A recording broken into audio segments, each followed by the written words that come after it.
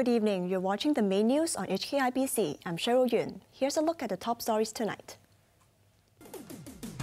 Macau shuts down entertainment and public venues to stamp out a COVID outbreak. In Hong Kong, a restaurant cluster is identified as new COVID cases stay above 1,000 for the 9th straight day. And Afghanistan appeals for aid after a powerful earthquake claims over 1,000 lives. Macau has shut down a wide range of entertainment venues except casinos and stopped restaurants from serving dine-in customers. The tough measures come as the gambling hub tries to stem a COVID outbreak, which has ballooned to more than 100 cases in 1 week. Chloe Feng reports. Macau has intensified efforts to contain a COVID outbreak, with Chief Executive Ho Ya-sen shutting down a vast array of public and entertainment venues from 5 p.m. today. The list includes cinemas, theaters, gyms, game centers, bars, nightclubs, karaoke lounges, hair salons and beauty parlors, swimming pools, and internet cafes. Dine-in services in restaurants have been banned. But casinos in the gambling hub escaped the closure order. The government said under an agreement reached in 2020, only casinos where infections occur will suspend operations. It added that closure would affect the livelihood of many Macau residents working in casinos. The new measures were enforced as Macau confirmed 39 new COVID cases, taking the tally to 110 since the outbreak started 1 week ago. Ho described the situation as complicated and severe, but ruled out a citywide lockdown. He said the patients contracted the BA.5.1 Omicron subvariant, indicating the virus may have come from the United States or Britain or via imported frozen food. Ho admitted that the tough measures will hurt the economy in the short term, but will help Macau reopen the border with the mainland. Another round of PCR tests is being conducted for the 650,000 residents. Authorities will assess the situation after the citywide screening ends, but advised people against panic buying, saying supplies of food and other daily items are adequate. Chloe Feng, HKIBC. In Hong Kong, Secretary for Constitutional and Mainland Affairs Eric Tsang and Director of the Chief Executive's Office Eric Chan have both tested positive for COVID. Tsang and Chan are set to join incoming Chief Executive John Lee's cabinet. Chan will become the city's number 2, while Tsang is staying on as Mainland Affairs Chief. Both are now in isolation, and it is unclear whether they will be able to attend their swearing-in ceremony next Friday. Tsang's wife, Louise Ho, who is the Commissioner of Customs and Excise, has reportedly tested negative. There's still no word on whether any state leader will visit Hong Kong to mark the 25th anniversary of the handover, but people invited to special events have begun taking precautions. Legislator Stanley Ng took a PCR test in Wan Chai. Executive Councillors Ip Kwok Him and Joseph Yam were tested in Central. Other executive and legislative councillors and government officials will be tested daily for 1 week. Under the closed-loop arrangement, they can only commute between their home and workplace. They also have to spend 1 day in hotel quarantine to be able to attend events on the 1st of July. New COVID cases in Hong Kong have hit a fresh 2-month high as a Tuen Mun restaurant was identified as a source of another cluster with 27 infections. Hong Kong added 1,650 cases today, 128 of which were imported.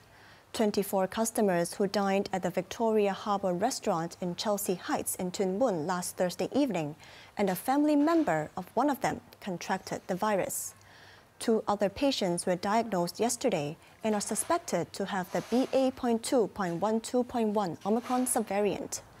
Meanwhile, St. Joseph's Anglo-Chinese Primary School in Kwun Tong has been asked to suspend 1 class for a week after reporting 3 infections.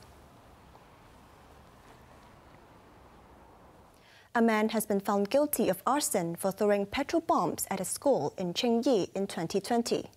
The court earlier ruled that the testimony of a second student who was arrested was inadmissible, and the prosecution was ordered to withdraw the charge. Joanna Ho reports. Kwan Ho Han, who is now 20 years old, was escorted to the district court this morning. He and another student, Chung Hoi Kit, were accused of throwing petrol bombs and causing damage to the Lok Sin Tong Leung Chek Wai Memorial School, which they attended in Qingyi. They were alleged to have done in July 2020 after failing to persuade their school to suspend classes. Kwan was found guilty of arson with intent to damage property. District Judge Joshua Lam said it was certain that Kwan had set fire to the school entrance and then discarded his gloves on the stairs of a mall, as his movements were captured by a closed-circuit television camera and his DNA was later found in the gloves. Kwan was remanded in custody ahead of sentencing on July 7th. The charge against Zheng was withdrawn earlier after Lam said he believed the defendant was coerced into making a statement at the police station after his arrest. Lam said police were unable to explain why Zheng's parents were brought to the station and suspected that officers threatened their son that they would be arrested if he didn't confess. He said officers didn't exercise their discretion to caution Zheng before initiating the prosecution, violated rules, and deprived the student's right to silence. Zheng's testimony at the police station was earlier ruled inadmissible. Joanna Ho, HKIBC. A former secondary school teacher has been sentenced to 3 years and 9 months in jail for sexually abusing a 15-year-old girl. A correctional services vehicle took Feng Tengfai to the district court, where he was found guilty. The 38-year-old had sex with his then student, whom he claimed was his girlfriend, 5 times while watching movies at his home. Feng, who had earlier pleaded not guilty to indecent assault and unlawful sexual intercourse, said he was filled with remorse. But Judge Stanley Chan noted that he didn't apologize to the victim in his mitigation letter. The Chinese university has found that young students gain excessive weight during the pandemic by snacking on junk food. It urged parents to set an example at the dining table. If a parent drink a Coke or drink some, sugar drinks during the dinner, how can you ask his child not to do the same? Okay, I think this is why parents had to act as a role model, just to demonstrate to the children that, okay, what are the healthy living, what are the healthy food. Of the more than 1,400 parents that the university interviewed in the past 2 months, nearly 14% said their kindergarten or primary school children were overweight or obese, almost double pre-COVID levels. Apart from eating snacks frequently, the children did little exercise and slept longer. The researchers hope that the resumption of face-to-face learning will alleviate the problem. Overseas, rescue efforts have been stepped up in Afghanistan following a powerful earthquake that killed over 1,000 people and injured many more. The impoverished country is pleading for aid from the international community. Rina Wong reports. This has been the scene in Afghanistan since a 6.1 magnitude earthquake devastated the country's southeast late on Tuesday night. Rescue workers are scrambling to pull bodies out of the rubble, with the death toll already exceeding 1,000. Elsewhere, villagers have been digging mass graves to lay their loved ones to rest. Aid groups are painting a grim picture.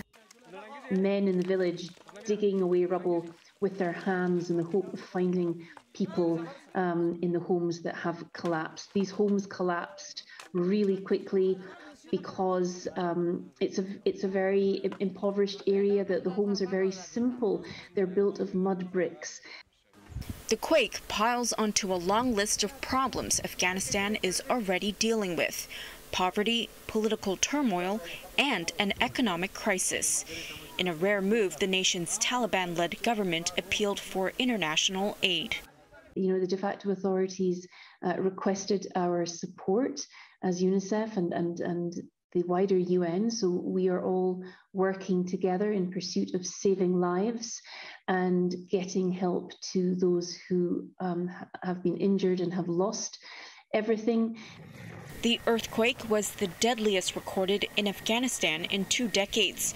Rescue efforts in the hardest hit area are difficult because it is in a rural, mountainous region. Wen Wang, HKIBC. Turkey has given Saudi Crown Prince Mohammed bin Salman a friendly welcome. The monarch in waiting was greeted by President Recep Tayyip Erdogan in Ankara. It's the prince's first visit to Turkey since dissident journalist Jamal Khashoggi was murdered in a Saudi consulate in Istanbul 4 years ago. Ankara has made efforts to repair ties with Saudi Arabia, a significant economic power in the Middle East. In April, Erdogan also met the Crown Prince in Jeddah.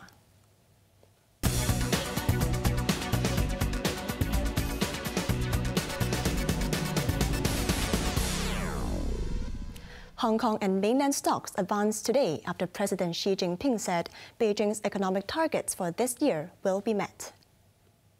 Shares in Shanghai climbed to a 4-month high as investors felt that the president's statement guaranteed more stimulus measures. In Hong Kong, the Hang Seng Index rose 1.3%, with tech firms again dominating the market. E-commerce giant Alibaba surged 6.4%.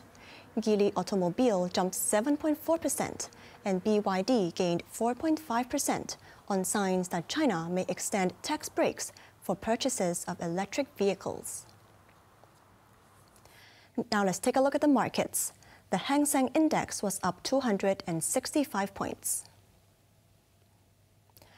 Top 10 active stocks. Alibaba was up $6.50, Meituan up $1. JD.com was up $2.80. Koolearn was down $1.20. Forex trading against the Hong Kong dollar. Euro is at 8.24, British pound at 9.60, and the Australian dollar at 5.41. The London FTSE is currently down 2 points.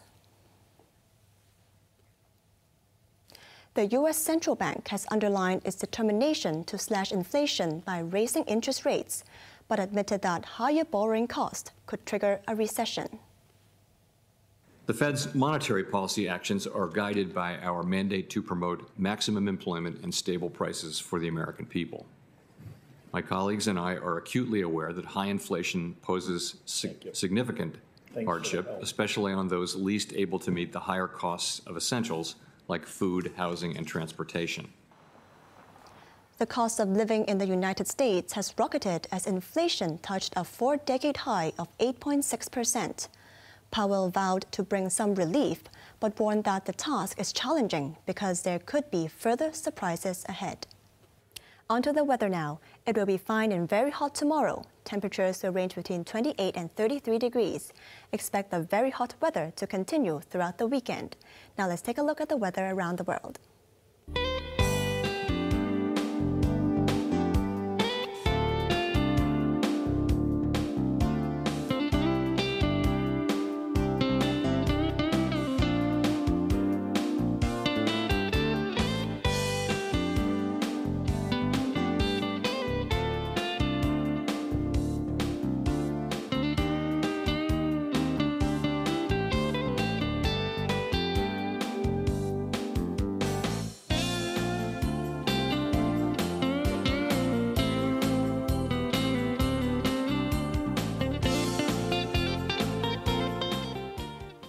That's our main news for Thursday night. Join us for more news at 11.